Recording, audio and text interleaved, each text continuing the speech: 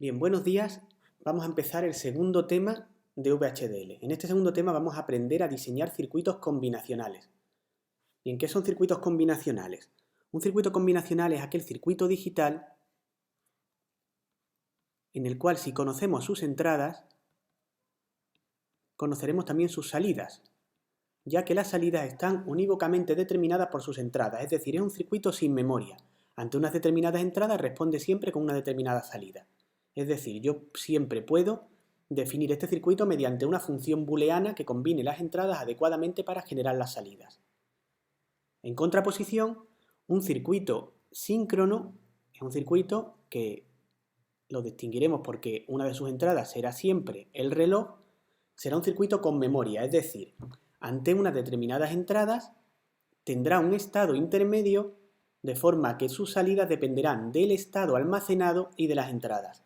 Por ejemplo, un contador, una máquina de estado, es decir, sus salidas no están definidas unívocamente por las entradas en un instante determinado, sino sus salidas dependerán de las entradas y de algún estado almacenado en algún tipo de memoria.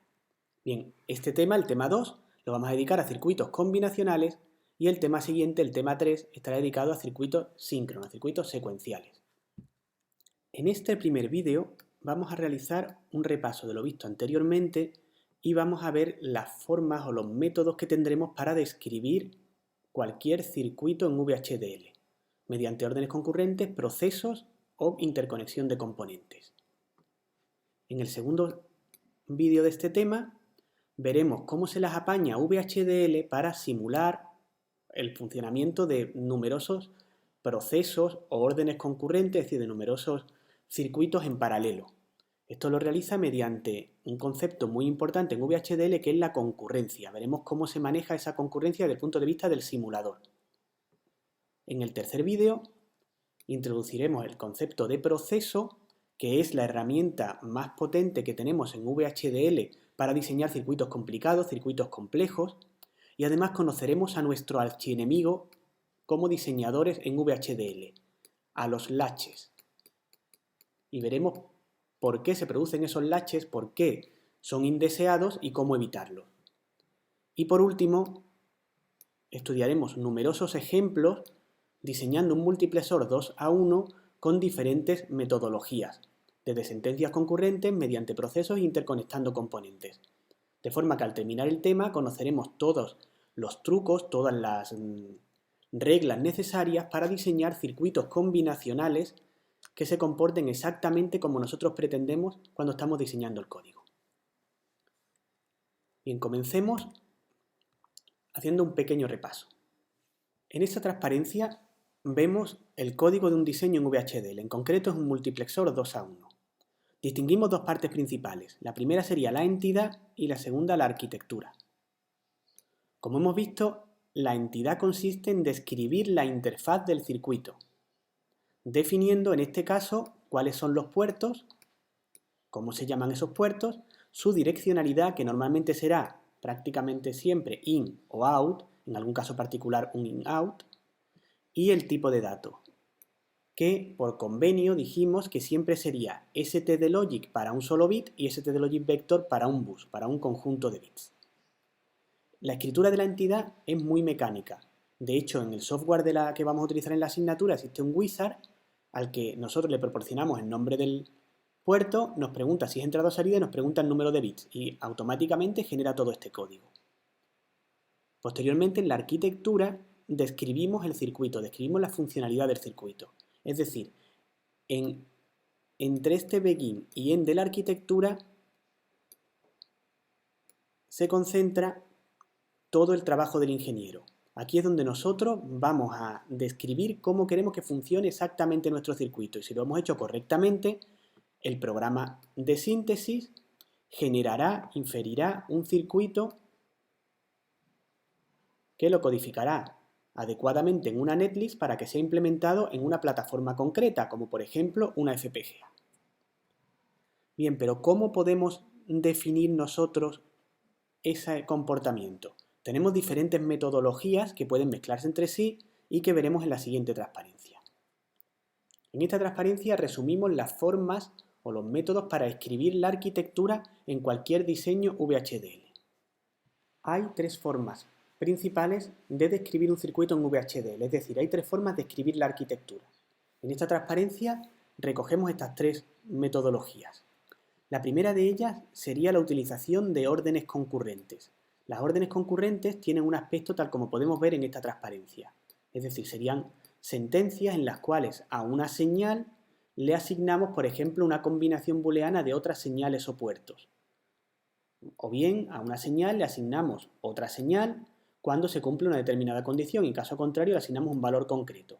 Es decir, son órdenes en las cuales a señales o a puertos le asignamos determinados valores.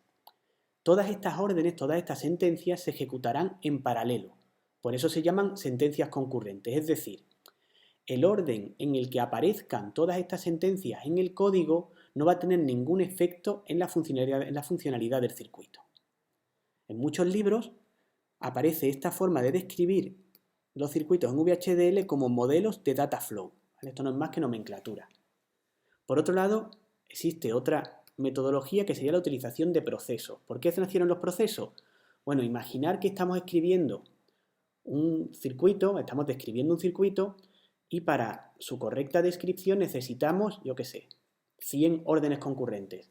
Es bastante complicado para un ser humano pensar en cómo funcionarían 100 sentencias simultáneamente.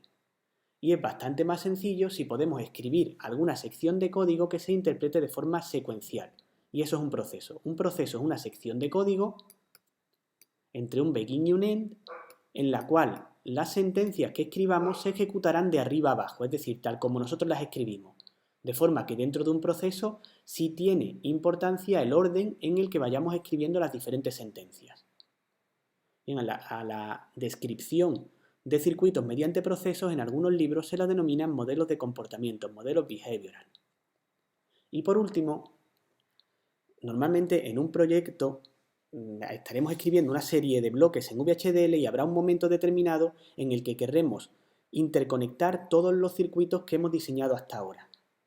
Eso lo haremos instanciando, que es como se llama en VHDL a utilizar un componente, es decir, instanciando diferentes componentes que son circuitos que nosotros hemos diseñado anteriormente, están en otros ficheros .vhd en mi directorio de trabajo y vamos a interconectar mediante señales para conseguir la funcionalidad adecuada. A esta forma de diseñar, interconectando componentes, se le suele denominar modelo estructural. Bien, es importante destacar en este punto que estas tres formas de escribir la arquitectura no son excluyentes entre sí.